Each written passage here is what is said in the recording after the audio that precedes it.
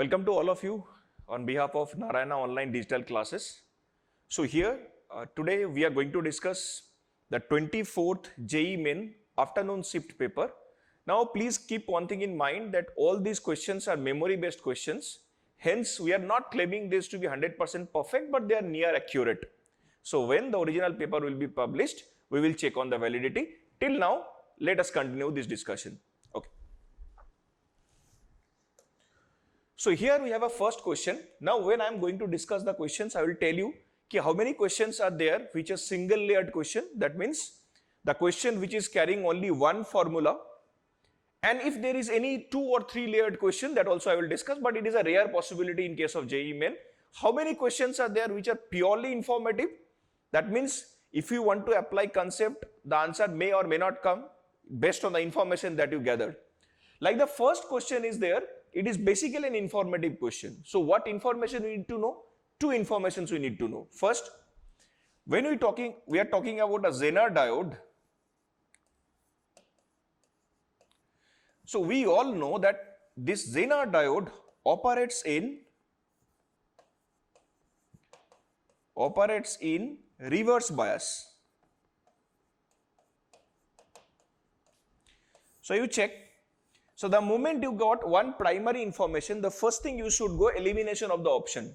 If you check that whether in case if there is any mentioning whether it is in reverse bias or not, if you check all the 4 options, there is no word in which they are mentioning it is in reverse bias.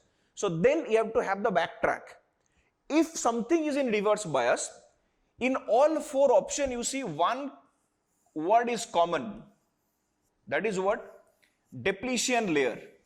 So in all 4 options, depletion layer is a common word. So you have to think from that angle. So in depletion region, it has 2 other names also. It is called space charge region, or it can be called as transition region also. That is also an information, you can take note of it. So when something is connected to reverse bias, if you check, suppose this is P type and this is N type. In case of P type semiconductor, here holes are the majority carriers and electrons are the majority carriers in case of N type semiconductor. So when we are connecting them in reverse bias, it is connected like this. So obviously these positive charges, the holes, the carriers will be moving towards the left and these electrons will be moving towards the right. So that means holes are moving towards the negative terminal of the battery, negative port of the battery, and electrons are moving towards the positive port of the battery. As a result, this central region in which we have unneutralized charges, like here we have positive ion cores.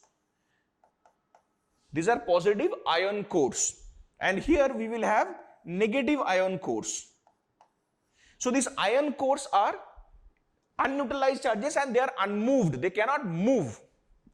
So here there is an internally developed electric field from plus to minus, and since the charges are moving away from the junction, this word is very significant. They are moving away from the junction. So width of the junction will keep on increasing. So when something is connected to reverse bias, the width of the junction will increase. So thickness of the layer will be more. So I got it. So that means immediately these 2 options are done, because what they are saying, thickness is less, thickness is less. So these 2 options are gone. Next, we know that Zener diodes are heavily doped.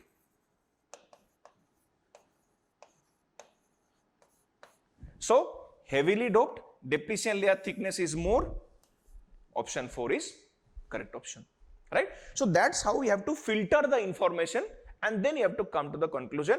Not necessarily you have to read the question, then conceptualize that question at a stretch, then you have to read the options. If you look at this question, in this particular question, the best possible scenario is that the moment you got Zener diode, think about the property of the Zener diode, then go on to check the options, what is the key word in the options, and think accordingly, right? Let's go for the next question. Right. So now this question is also a very familiar question. I think in every single standard class such kind of questions are discussed. It's a mask cutting problem. So first of all, they have said a disk.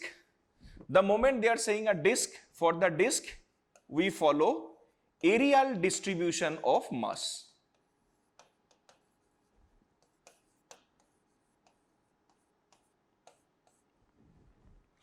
So considering it to be a uniform disk, okay, because if it is non-uniform disk, we can do it, but you have to keep one thing in mind. For non-uniform disk, calculation will be so huge that it will not be permitted to be solved in the stipulated amount of time. So it should be a uniform disk. So for a uniform disk, we are eliminating an element symmetrically. That is more important. See, its center is maintaining a symmetry because it is along the x-axis only, right? So we know for a symmetric object, now this is very important. For a symmetric object, the center of mass is the point of intersection of two axes of symmetry. So if this is one axis of symmetry, this is the other axis of symmetry. So generally center of mass will be at this point, right?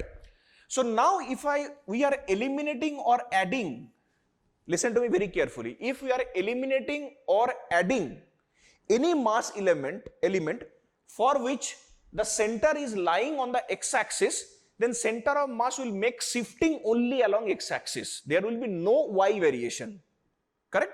So the center of mass position for y coordinate, y center of mass will continue to be 0 in such cases. Shifting will be there for what? For the x center of mass. So what to do here? Now you see, what is the formula, standard formula, what we know? That is x center of mass is equal to, we write A1 R1 plus A2 R2 divided by A1 plus A2. Only one slight change, we should write plus minus. Plus sign we should keep for addition of mass element, minus sign we will keep for elimination of mass element. Here in this case, the element is getting eliminated, so we will keep minus sign, right? What is the A1 here? A1 is the area of the bigger disk. R1 is the center of mass of the bigger disk. A2 is the area of the smaller disk. R2 is the center of mass of the smaller disk calculated from the center of mass of the bigger disk. So if I substitute the values, the first quantity, see here, x center of mass is equal to A1 R1 is 0. This is 0. Why 0? Because for this center of mass coordinate is 0. Minus A2. What is A2? Pi into s square by 4. Correct? Pi into s square by 4 into, you check, this center of mass is at what distance from here? It is at a by 2 only. So this is at a by 2 divided by a1 minus a2.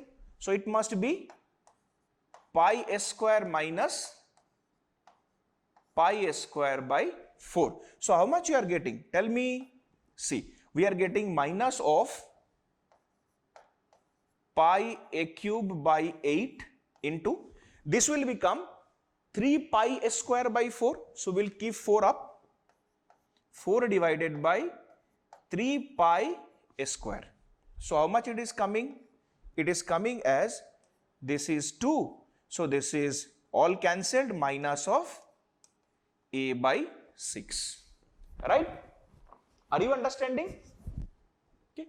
So center of mass is now has shifted to in this direction. How much shifting is there? That is shifting is there for minus of a by 6. So from the origin it is being shifted to the this one. Okay? Correct. So this is done. Next question.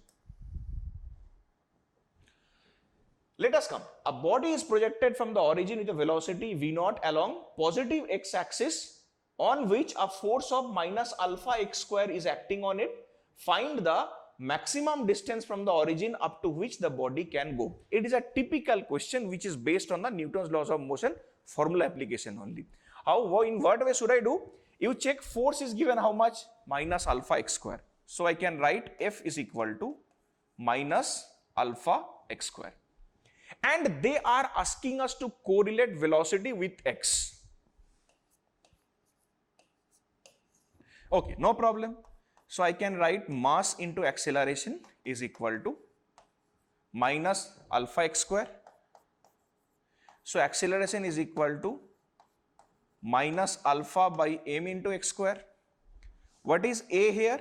A is v dv dx, that is equal to minus of alpha by m into x square. So from there v dv is equal to minus of alpha by m x square dx. You simply integrate this factor over here.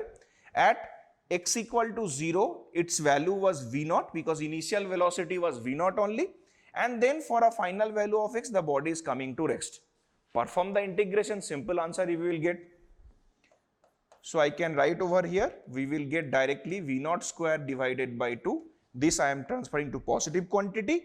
So this will be alpha by m into x cube by 3. If you solve for it, you are going to get the answer, right? So if I solve, then x value is coming to be 3m v naught square divided by 2 alpha whole to the power 1 by 3. So that is the answer which is coming. Okay, it's a very simple question, very flat question actually. Okay now, fine. Chalo, let's move on. Let us go for the next question. Yeah. So now this question is again from JEE Main extra syllabus. This is a question which came from digital electronics. We have basic gates over here. Now, whenever you are having the question from the basic gates, I always encourage my students, you first write the logic operation. Rather than going blindly, you first write the logic operation. Once you write the logic operation, after that you match with the 4 options, the job will become very easy. Let us see how. See here. So here I have a NOT gate. This is a NOT gate.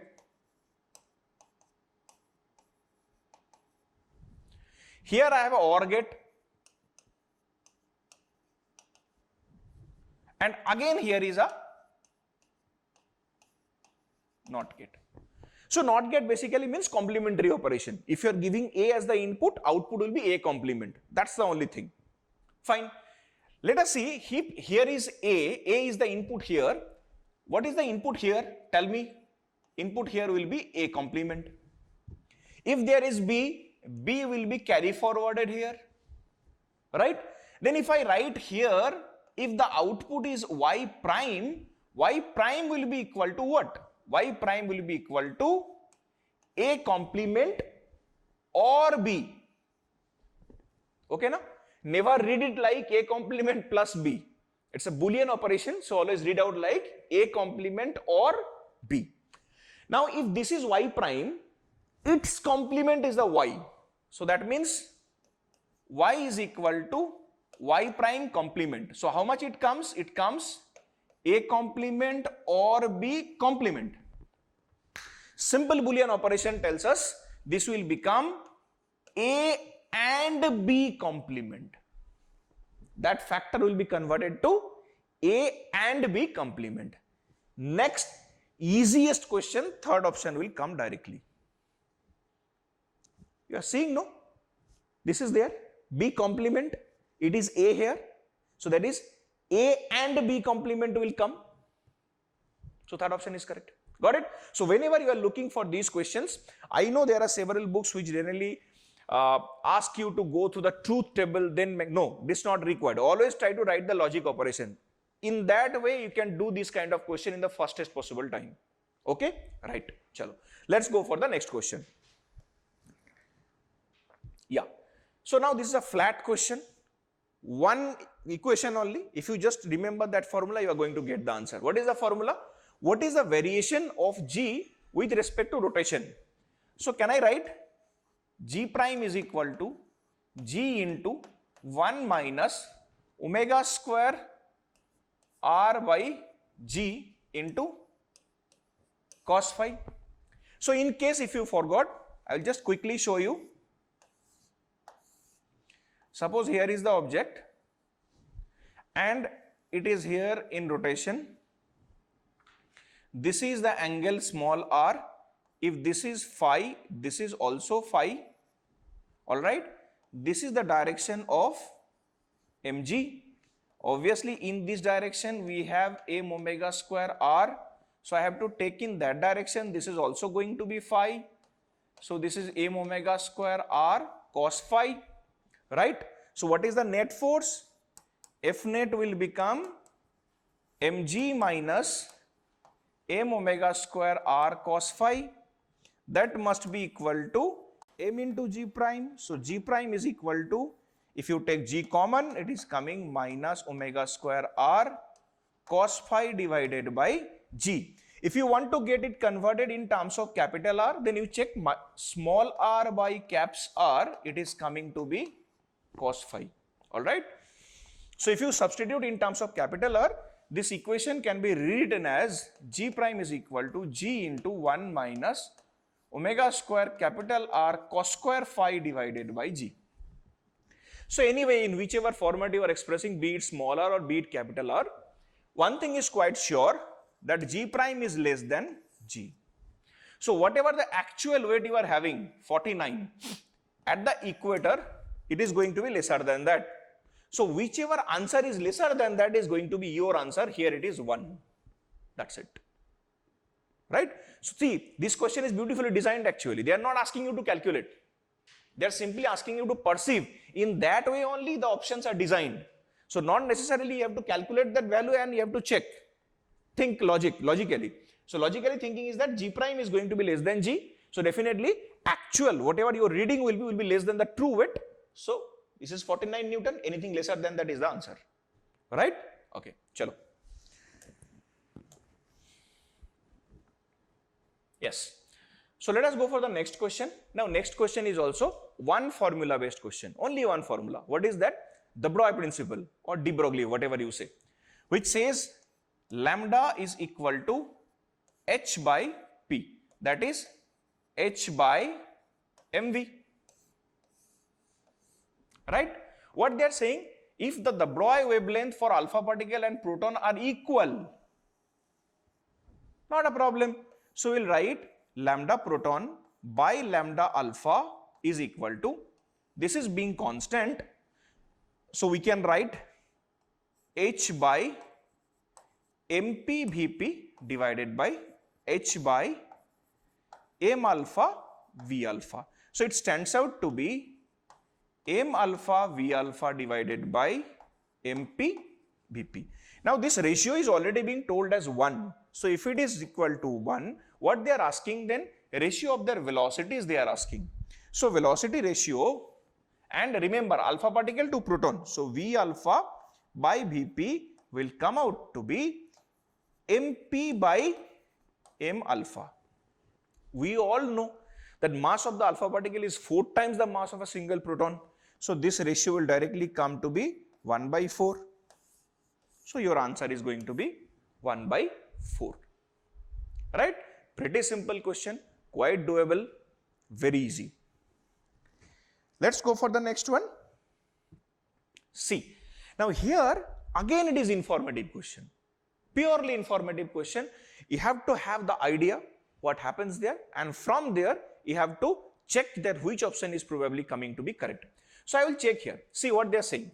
A source emitting light, and if we change light from violet to red, then what will happen? So what options, what are the key words that they are mentioning here? They are talking about fringes.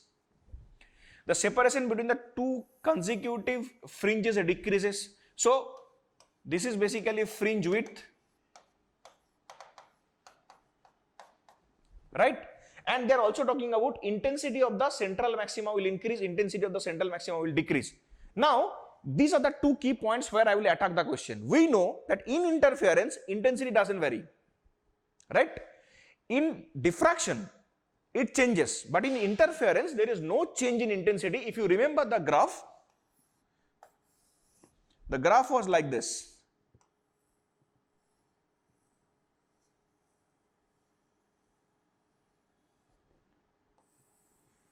So they are maintaining constant values, right? So these two are gone in the beginning only. Only one thing left. What is left? Beta is equal to lambda d by d. correct? So we can clearly check that this lambda factor is coming to be d by beta d. So on the basis of lambda, they are saying that we are shifting from violet to red. So lambda value changes.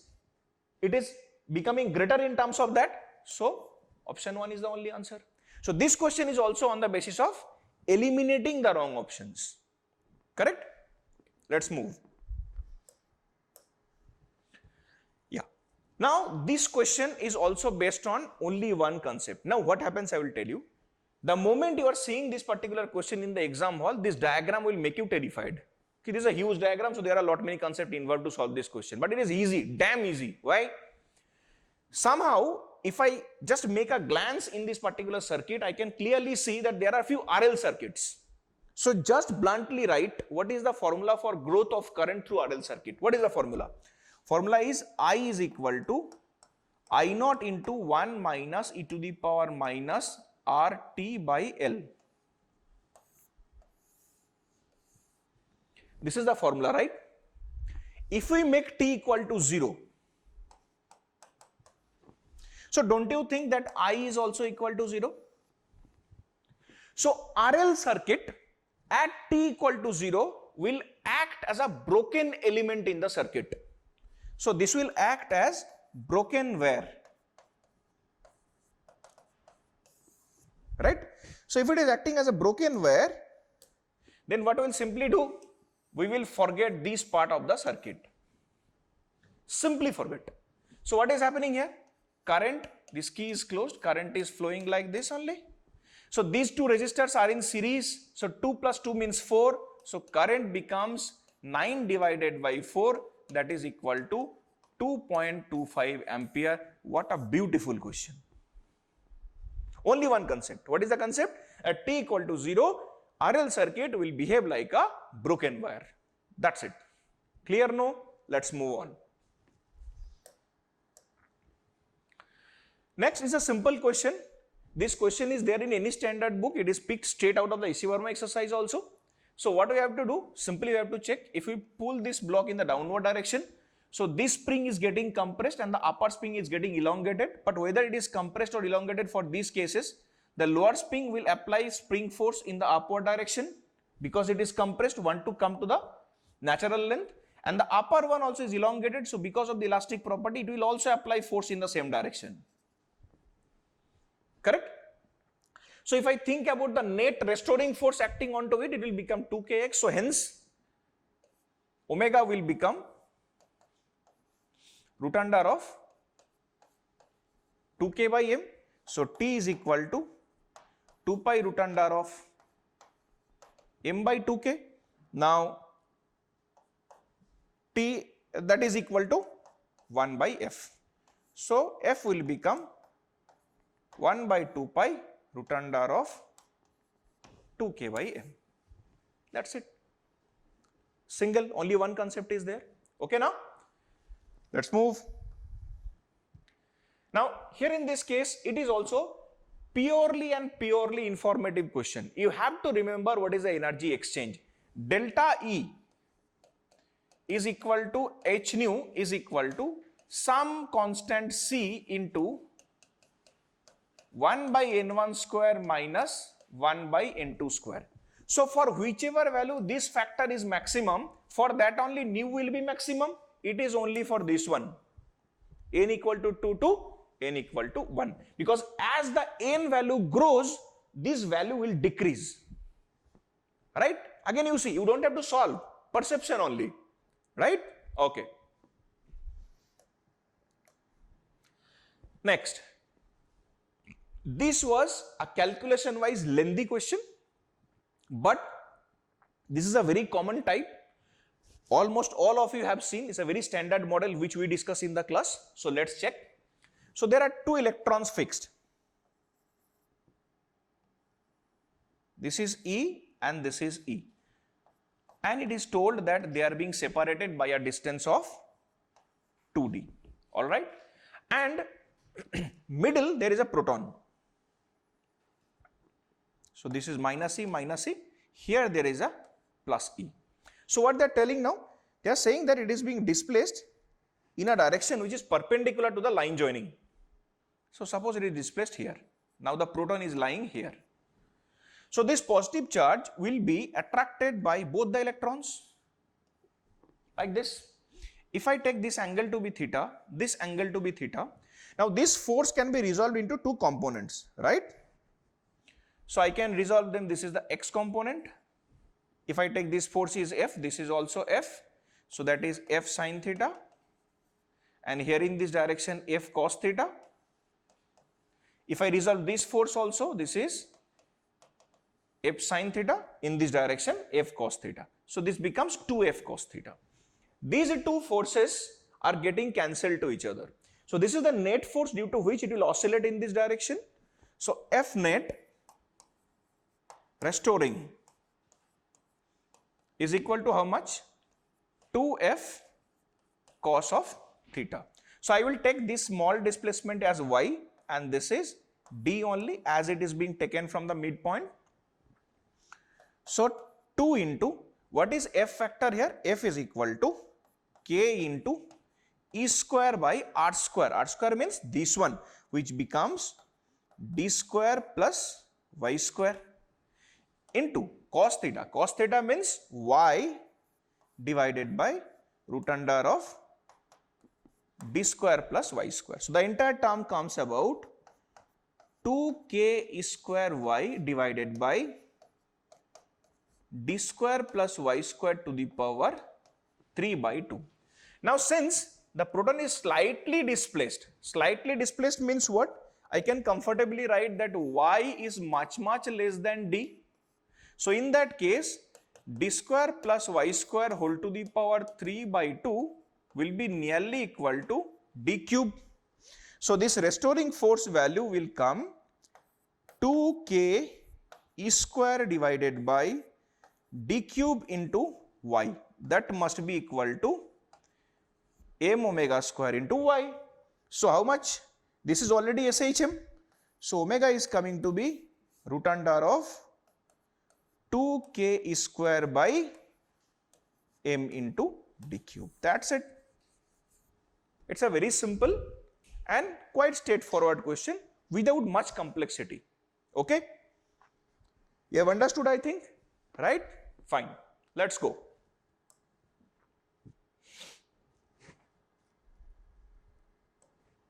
Yeah. So here in this case again it is totally based on the concept, I mean information, right? So if a soft iron is being placed on the external uniform magnetic field, the first thing we need to know that whenever a soft iron is being getting placed on external magnetic field, the tiny dipoles inside it will be realigned and reoriented. So I will try to search that word whether it is there or not. So if I read the first option, immediately there is the hint point that is being given. So bluntly, I will not even spare to read the other options. One answer. So these type of questions, if the information is there with you, must have been solved in a frame of 10 to 15 seconds, not more than that. If you are doing it or if you are taking more than 1 minute, you are simply wasting your time. Okay? Fine. Next, again, very easy question. Very easy question based on the formula. How we can call a particular thing, mathematical function as wave pulse or waveguide or wave train? What is the thing? Thing is that it should have been expressed in the form of y equal to f of x minus plus vt. It should be in this format. If it is y equal to f of x minus vt, it is traveling in the positive y direction. If it is y equal to function of x plus vt, it is traveling in the leftward direction. Out of the 4 options, straight away it is in the format, because this is also possible. Looks like possibility is there, but no. One exponential function is there which is varying only with space. No time function is there. Correct? So Euler function, it would have been represented if it is like in this format, e to the power, what can I write? Minus of e into I into kx minus omega t. If it is this function, it has to be a complete Euler function. It has to be cis theta function, then only it will be representing a wave. All these things are basically coming from one particular part of mathematics which you know, but I am just repeating. That is d2y dt2 plus omega square y is equal to 0. Okay, linear homogeneous differential equation. You remember one funda I am telling. If you remember that particular concept, it will be easy. Remember, for such kind of differential equation, if there are two solutions, independent solution like y1 and y2, let us consider there are two solutions, y1 and y2. Any linear combination of y1 and y2 will also be a solution.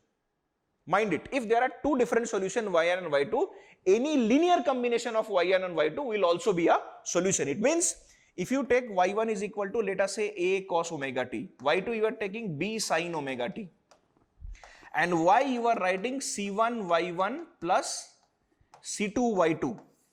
Any linear combination, it can be a cos omega t plus b sin omega t is a solution.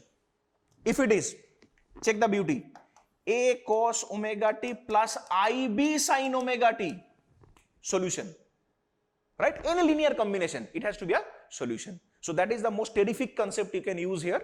So first point I said, y equal to f of x minus plus vt is going to represent a wave, and underline one more concept I have discussed, कि for a linear homogeneous differential equation, we have to remember if y1 and y2 are two independent solutions, then any linear combination between them is also going to be a solution. Done. Issue closed.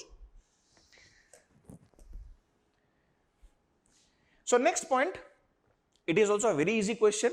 Now this year a general trend is being set that on both the half, morning half and afternoon half, we had question from the same domain. In the morning half there was a question from the work done in a cyclic process. In this half also we have a question from work done in cyclic process. Correct? Fine. So they have already mentioned this as isothermal process and this as adiabatic process. This need not to be mentioned because I can check it is isochoric. Right? Now my point is that this question could have been made a little more difficult if they would have said ki one of these two curves are isothermal and adiabatic. Then also we could have judged. Why? Because for adiabatic the slopes are more steeper. So if the slopes are more steeper, for AC slope is more steeper means that is adiabatic and AB is isothermal. AC adiabatic, AB isothermal. But they did not follow that. As per the question that or feedback we got from the student, it was mentioned the process. AB is isothermal, AC is adiabatic. What we have to do? Apply blunt formula. Work done in the isothermal process, AB is equal to nRT log of V2 by V1. हो गया. And WBC, since it is isochoric, WBC is equal to 0. What is WAC? That we know, delta of PV, that means P2 V2 minus P1 V1 divided by gamma minus 1. So just sum these two factors, you will get option 1. Very easy question, very easy. Again you see, many a times I am stressing only on one point. You see, none of the question which we have discussed till now are so much ingrained or engraved from conceptual understanding part. They are not coming.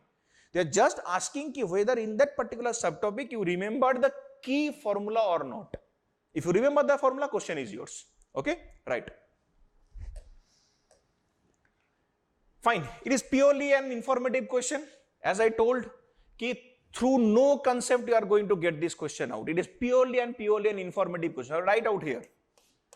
It is purely informative. So for what is more important? Reading out NCERT text in depth. Very, very important.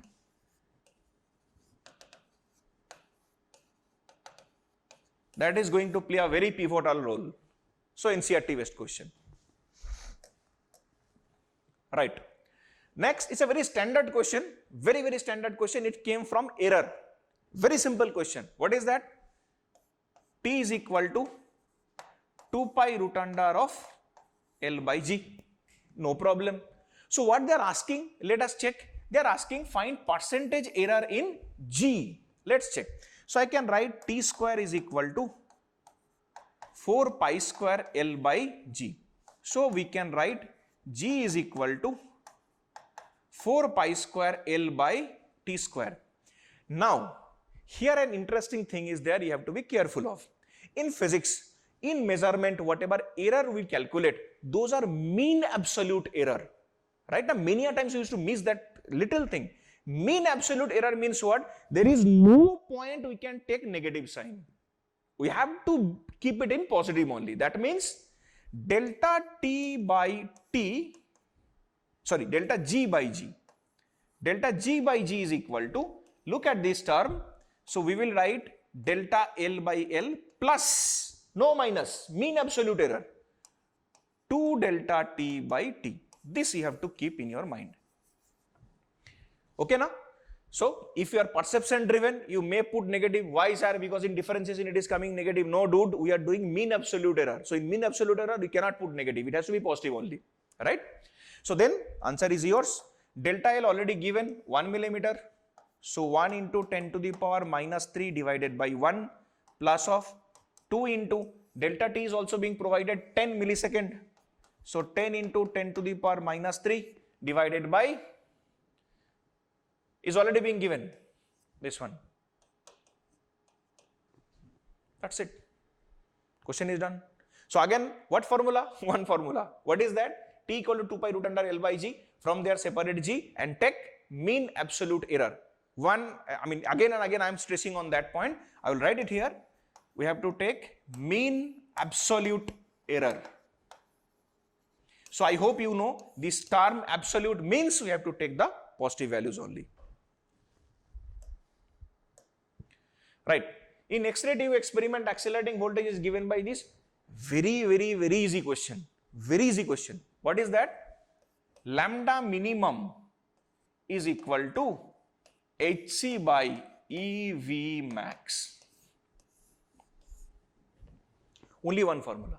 So again I am telling you, see, they are not judging the fact whether you know the qualitative difference between Brimhans-Strölang in case of characteristic X-ray spectrum and continuous X-ray spectrum and all this. They are not asking, they are simply asking whether you know this or not. Whenever an electron has to cruise through a X-ray tube, if it is cruising at some potential difference, then it will give some radiation. Corresponding wavelength, if it is lambda minimum, then lambda minimum is equal to HC by EV max. By the way, one information we have to remember, production of X-ray is also said to be inverse photoelectric effect. Why so? Because in case of photoelectric effect, surface is being hit by photon, ejected particle is electron, here opposite, accelerating particle is electron, result photon is coming out, right? So production of X-ray is called to be inverse photoelectric effect, and one formula only. Okay, right. Next again, information. You check extra syllabus. Yesterday's paper also, we got 5 questions from extra syllabus. That is also a point I want to note, because in the last year, if you see the first and the second part questions in JEE Main, there was not a familiar consequences in number, how many questions they are giving from extra syllabus. In some papers also it was dried out, no question came. But this year, whatever we have seen till 2 papers, 4 to 5 fixed questions are coming from extra syllabus. So this year dependency is there on the extra syllabus, right? Okay. So again, this is extra syllabus information, and simple suggestion is NCERT text. Let's move on. Yeah. So next, another question after question I am telling you, one formula only. What they are asking, which of the following curve represents relation between velocity and displacement of a particle performing SHM? V is equal to omega root under of S square minus X square. V square is equal to omega square S square minus omega square X square. All right. V square plus omega square X square is equal to omega square S square. What it indicates? Simple. Just see remembrance of this formula, and probably it is the easiest formula that is available in SHM. Right? Okay. Yeah. Next question. Again, information. Even in class also we used to tell many a times, see this question you can derive in the class. How? you will write F is equal to 1 by 4 pi epsilon naught ZE into E by R square, that is equal to mv square by R. Then you will again take mvr is equal to nh by 2 pi. So from these two equations you will find V, then you will find R, then you will keep on checking. Yes, you will get the answer, you will get plus 4 marks, but in that process you will be losing around 7 to 9 minutes if you calculate every single quantity. So ultimately, end of the day, this question, memory power, boss. If your memory power is strong, if you remember, cut, 1 second answer done, ACD will come. If you don't remember, calculate 5 to 7, minimum 7 minutes it is going to take, because first you will calculate V, then you will substitute V, you will calculate R, then you will check on kinetic energy, 1 by time period is the frequency, will take time. Correct? Fine. Right. Straight out of HC Verma exercise. Right? Straight out of HC Verma exercise. So what they are given, that a point charge is being kept at point Q at a distance of 6 meter from the center of square of side 12 meter, as shown in the figure, electric flux to this and that. So the moment electric flux idea, close integration E dot dA vector is equal to Q enclosed by epsilon naught. Charge has to be enclosed. Is the charge enclosed here? No. So if I have to enclose, so this is one plate, side another plate, here another plate, and this is another plate. So it makes a cube, right? So that charge will be enclosed symmetrically in cube. So charge should be enclosed symmetrically inside a cube. So when charge is enclosed symmetrically inside a cube, then all 6 surfaces will contribute equally in flux. So that means phi total is equal to 6 into phi through a single phase. So phi through a single phase is equal to 1 by 6 of phi total. So 1 by 6 phi total, how much? Q by epsilon naught. Answer done. Right? See, easy questions, and I think you all have practiced these questions in the class. Correct? No? So there is no reason why you can't score in this paper. I am telling you. I will discuss one more question is there in after some time. That was a good question. So if I have to consider, or if I have to contribute in 3 categories, good question, easy question, and very easy question. Around 7 questions in this paper were flat, very flat, and maximum time to solve those 7 questions should not be more than 5 minutes. Around 6 to 7 more questions were very easy, single formula, single shot. 4 questions were good questions, out of which 2 questions were really good. Right? Okay. Now this question I was talking about, it was really a very good question. Okay. So what they are asking, that a rod of length this of mass 6 kg is bent to form a regular hexagon. Okay. So let us frame a regular hexagon.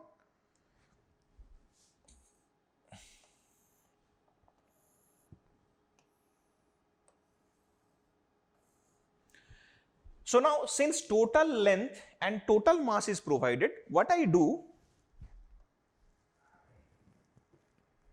I take length of each element to be L by 6 and mass to be M by 6. So that total length is L and mass is M. Now I pick any rod. Let us say I am picking this rod. You can take this rod, anything. So let us take this as the center. No problem.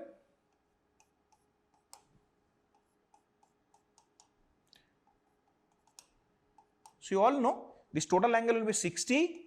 This is 60 degree divided by 2. So this becomes 30 degree. Right? So first, what we have to apply here? We have to apply parallel axis theorem. They are asking about an axis which is passing through the center and perpendicular to the plane. So first I will take about this point. So if I have a rod and I am calculating about the midpoint, rod length is L by 6, mass is M by 6. So I is equal to what? 1 by 12 m by 6 is the mass into L by 6 whole square, है ना, simple है यार. Then next shifting, this is a D. This is D. So D equal to what can I write? D equal to, you can write L by 6 cos of 30 degree. It becomes L by 6 into root 3 by 2. This much. Now this is center. I about center is equal to that value. That is 1 by 12 m by 6 into L by 6 whole square plus m by 6 into D square means L by 6 into root 3 by 2 whole square. That's it. But it was a good question. But eventually, if you can perceive the question correctly, you see, it is easy. Not that much difficult. Correct? So, perception is very important. Conceptualization is important in this question, that how you are going to apply this perpendicular and parallel axis theorem. Okay? Right. Next. Two objects of mass ratio 1:2 have ratio kinetic energy of this is to this, their momentum are same, find A. Such kind of questions you used to get in class 9th. ये 9th level का question है. Because what? P is equal to root under 2me. You tell me. You only tell me whether this question is class 9th level or not. So, P1 by P2 is equal to root under of m1 by m2 into E1 by E2. Now see, mass ratio is being provided. Ratio of kinetic energy is A:1. Momentum are same. So, this is 1. Root under of mass ratio is 1:2 into A by 1. So, if you tell me this is a difficult question, then okay, fine. Chalo. Next. Yeah. Two cars A and B, both are moving towards each other with a speed of 7.2 km per hour. Produce a sound of frequency this. Find the bit frequency heard by the person sitting in a car A. So there will be a reflection case, right? In this case, we have a shortcut formula. We will direct apply the formula. So what is the bit frequency? Delta F is equal to 4uv by v square into f.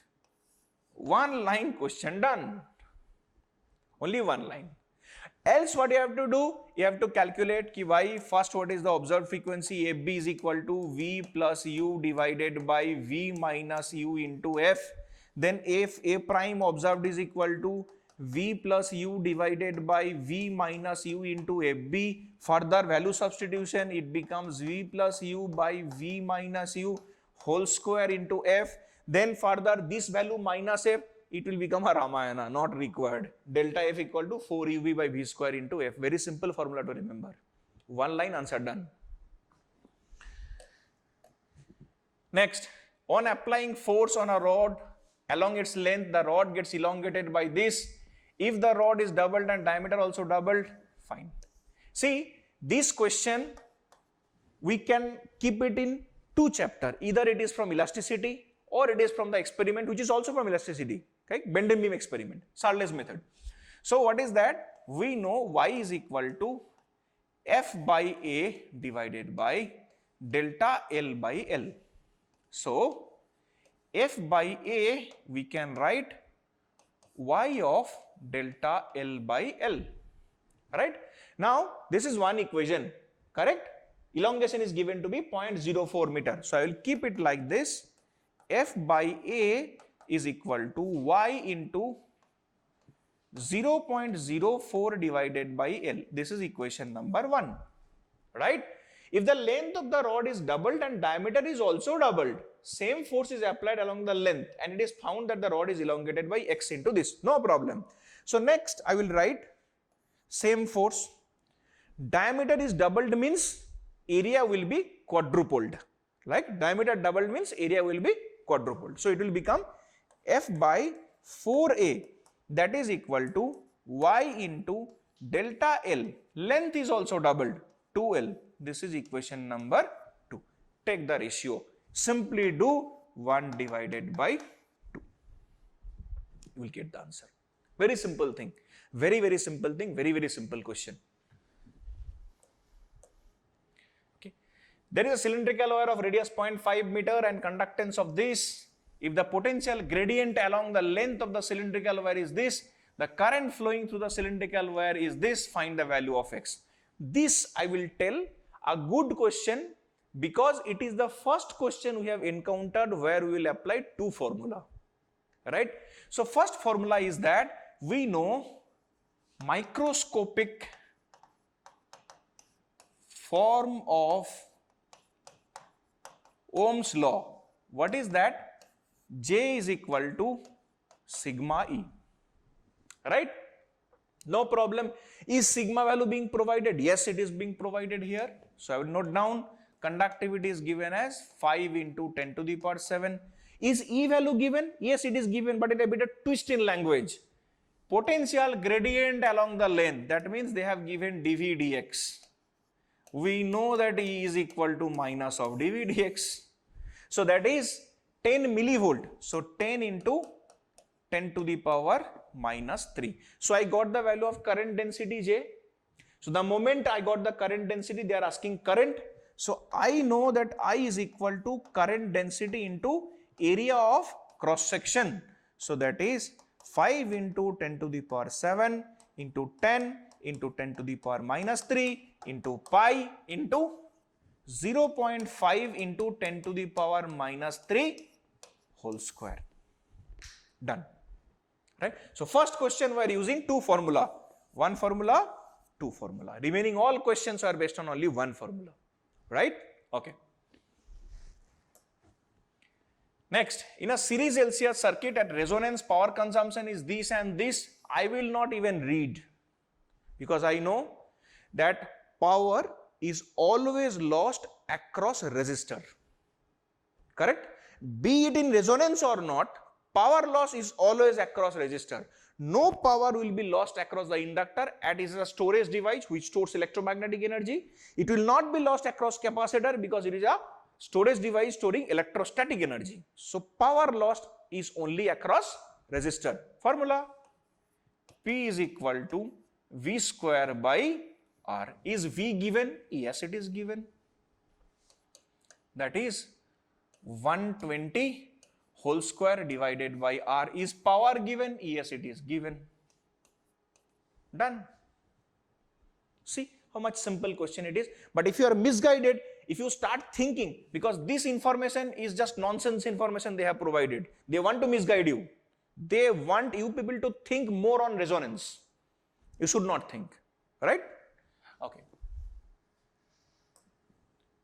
Yeah, so this is the last question that we got collection. We could not recollect or recover two more questions. Hopefully, in a very short span of time, we'll come with that also. So there it is also a flat question based on only one formula. RMS speed they are asking and relation is given with temperature. Bluntly, we will write root under of 3 RT by M. So the formula is V1 by V2 is equal to root under of T1 divided by T2. How much? 200 by V2 is equal to root under temperature 27 Kelvin may convert 300 Kelvin. Other temperature is 127, that is 400. Khatam. V2 is equal to root under of 400 by 300 into 200. Right? So, very comfortable paper. If you can eliminate 2 or 3 or 4 questions which were based on that, not eliminate means you have to do them at last. Remaining questions, butter smooth questions, remembering formula, you can score literally huge.